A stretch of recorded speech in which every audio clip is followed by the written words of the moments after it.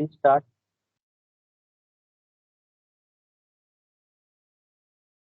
As the superior of the supervisor, I would want to propose that there be a protocol for situations like these, because at the end, safety matters more, and harming an employee or like risking the life of an employee for a job like this would not show well for the company as well.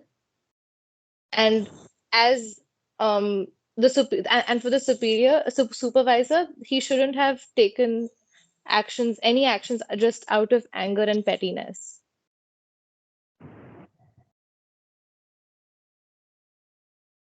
Does anyone else have anything to say? Yeah, so as a superior, first I would like to check the claims of the employee because being a reputed company, my company must be going through internal audits and must be having licenses for health and safety hazards. So I would first like to verify the claim that is being made by the employee.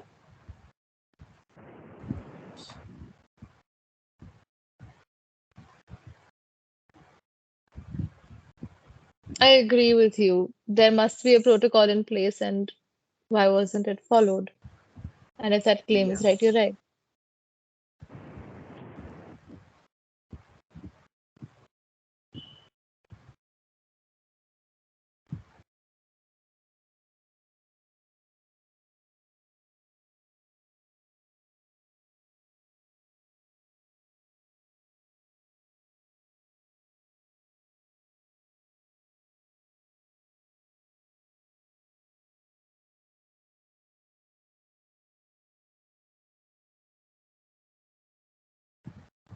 So adding to that, I would also like to check why was that employee hired? Like, what is the primary job of that employee?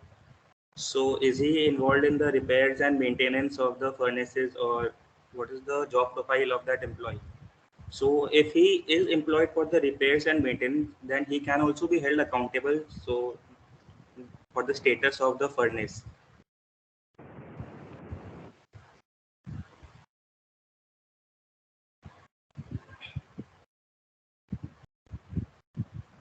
So that's it from my side. If anyone would like to add to it.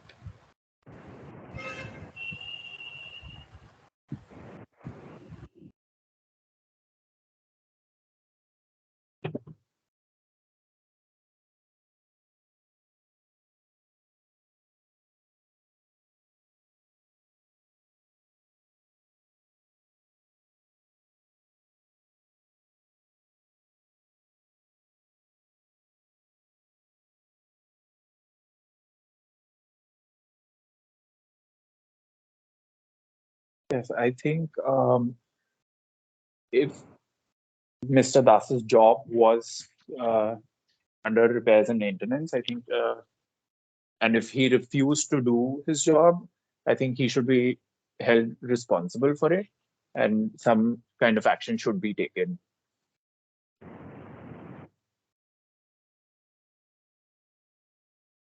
Before taking some action, we should first talk to him and ask what was the problem, and then the suitable action should be taken.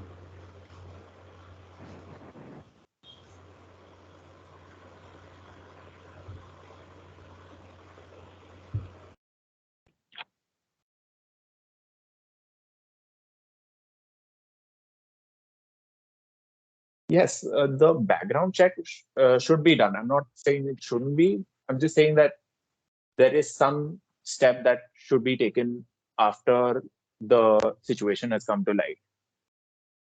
Yeah, correct. Like all the team members should be taken into a conference room or the meeting room, and this discussion should be held first.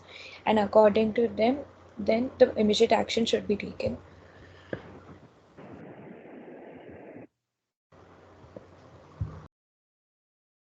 So I think we all agree on the fact that after verifying the incident and what actually happened, we also have to understand the role of Mr. Das, and if the furnace and repairs of the furnace were his responsibility or not, and take a action accordingly.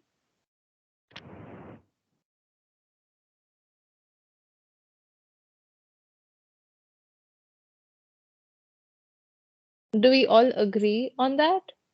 Yes, definitely. Yeah, I agree to Ishita. Even I I agree. do as well.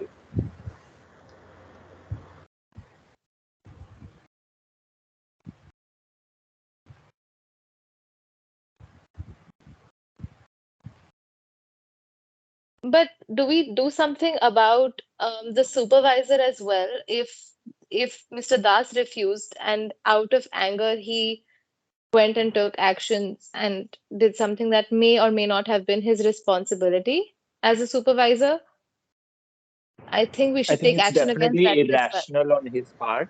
Yes, Yes. I mean, even he if it acted on an wasn't impulse. Mr. Das's Hmm. job, he shouldn't have gone out and himself did the job, done the Precisely. job, Right. So because That I it's impulse, agree about I with the think, safety Ishita. of the employee. yeah. Yeah. So if Moreover, Mr. it's Das is also safety. claiming, Sorry. so if Mr. Das is claiming that it is not safe and yet the supervisor is going in, so Yeah. if anything's happened, that would put a blame on the company also. Exactly my point. So Yeah, I was about to say that. that can Yeah. also be an issue. Yeah, he didn't follow any protocol from what I can tell Yeah. because he acted on an impulse, which would reflect badly on the company as well and is also not safe for the employee. Yeah, actually, before taking any action, he should first talk to his superior whether he can take that particular action, and then he should have done that. Yes. And as a supervisor, I don't think that is his responsibility. Yeah, it wasn't his His responsibility. He job should was take to this matter. delegate. Yes. He should take this matter to the senior authority for that. Yeah.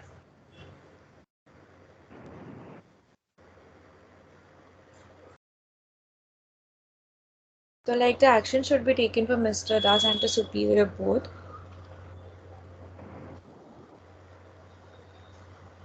Yes, but should we decide what level of action should be taken?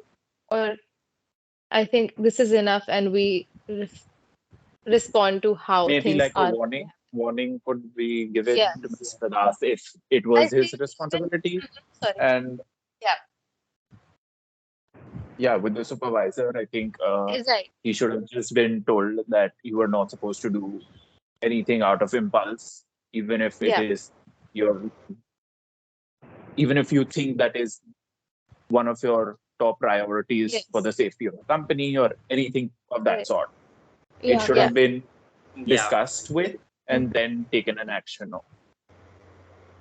Yeah. And additionally, I feel also educating all employees, even if he felt like there was like it was an urgent matter to tend to and he needed to do it in the moment, like he should have been like he should have followed safety protocols. So like educating the employees about the safety protocols that need to be followed around a certain unsafe thing like the furnace itself. I think that education also needs to spread to each employee if there is such a situation that comes up. and also if it was unsafe, then Mr. Das should inform his superior prior only before doing anything else. But I think we covered that earlier that to tackle with the unsafety of the furnace, there must be some protocols, a health and Protocols, safety correct. protocol that must be in place. Yeah.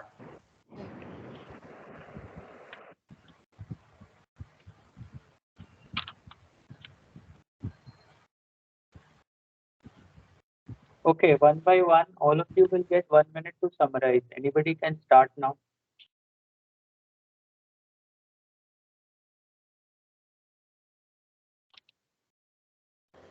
So the summary of the group discussion is that a warning should be given to both Mr. Das and the superior for their actions, and also like the safety protocol uh, should be given to everyone in the company.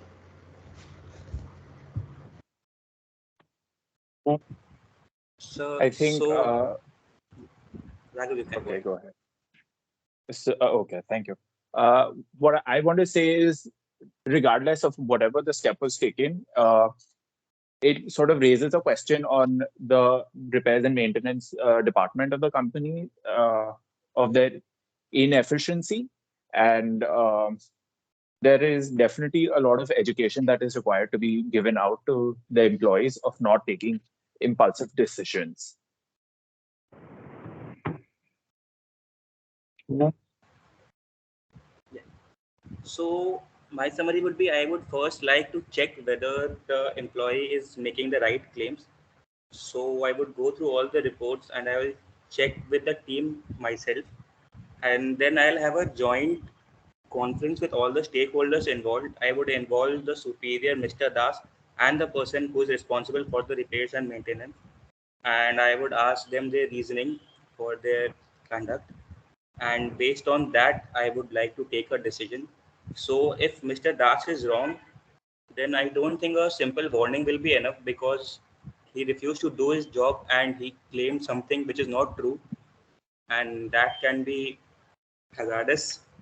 And if Mr. Das is right, then I will give a warning to the superior, because he took an impulsive decision and that could cost to the company.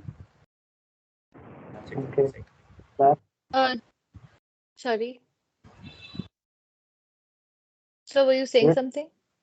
No, your turn. Yeah. To sum up, I feel it's imperative to define the roles and responsibilities of each employee and understand whose responsibility it was to repair the furnace. And after understanding that, only we can decide who is in the wrong or not. And the supervisor himself shouldn't have done the job, and there needs to be a warning that needs to be issued to him, because such things should not be uh, dealt with on an impulse. So, and also education of towards to the employees, as I think everybody mentioned, that the safety protocols need to be they are established, but they also need to be educated too, and they need to be taught to the employees. Okay. Thank you. I think most of you started off on a very low note, and then the discussion picked up a little bit. Maybe because it is the first case for all of you. So basically, we try to define the situation here, and then the objective, what are the alternatives, and then choose the best alternative. That's how we try to go about it. Although in a GD like this, that is not always feasible. But still, you should try and give some kind of structure to the discussion so that you can define the objectives at least, and then based on the situation, what could be the alternative. See, usually, when we talk of a factory situation and the supervisors are usually the more educated people, and so they are young and fresh, and they are suddenly sort of overseeing the work of workers who have been working in that place with that machine for 15, 20, or even 30 years. So there may be a tinge of recklessness in what the supervisor did. But apart from that, there are a lot of protocols that are followed in factories. There's a factories act where they define everything, what are the safety standards and everything. And most of the factories will be having some kind of regular maintenance work. So if the regular maintenance is done, then the furnace will not be in such a dilapidated state that uh, it can sort of fall down and injure or kill anybody. And the supervisor would also know the boss that we are talking of here. So supervisor is at the shop floor level, and then he is reporting to someone who is looking after management and other things also. So it's not that he would not know what is the condition of the furnace, but still, like you said, in any kind of this kind of situation, the objective of the boss here would be that it is a kind of personal issue, personal meaning IR or industrial relations or personal relations issue, uh, where he has a good worker who has been working for maybe 20 years, and he has a supervisor who may be fresh and he may be a talented person, but he's young. So his objective is to reconcile the problem that has occurred between the supervisor and the worker. So he will try to sort of ascertain little bit about what went wrong, and maybe talk to few more people on the shop floor who are working in that particular furnace or with that particular furnace, and then try to reach some kind of a reconciliation between the supervisor as well as the worker. But like you all said, if the supervisor has acted recklessly, then he also may be sort of shown his place in the whole structure. And so you can go on discussing like that. I don't think anybody said anything better than the others. Most of it was what you repeated each other's points, and this case is not that complicated where you can bring in a lot of points. So Priya, you could have said a little, you could have talked a little more, and you summarized in 10-15 seconds when I told that it was for a minute. So don't be in a hurry to summarize if you don't have anything to say. Okay, sir. So is that okay? Yes, sir. Hello. Fine. Yes, Yeah. sir. Any questions on this one? Sir, in situations like these where not a lot is defined, like we don't know a lot about the employees and everything, you told us to define and give a structure to the entire um, di- Yeah, topic and even define objectives. How would we do that in structure, such a case? structure meaning you are looking at it from the boss's perspective. So Right. obviously for the boss, the situation is that there is a dispute on the shop floor, and Mm-hmm. a supervisor who is probably young and an old worker, they have disagreed on something, and because of that, the situation has arisen. Okay. Okay. So his objective, like I said, would be to reconcile, to have a Right. rapprochement, so that the shop floor environment is not disturbed. So that would be the objective. Okay. And this is not something for which which the supervisor is thinking of this as insubordination. He may be hot-headed, or he may be too young or too Mm-hmm. fresh to understand how to handle workers who are, maybe I mean, their experience is his age kind of situation is there, right? Yeah. So then you will talk about, like you all said, that maybe the worker was not doing his job because of which the furnace was in a uh, position where it could sort of break down and hurt people, or maybe the supervisor was too reckless and without understanding the implications, he went inside and repaired it.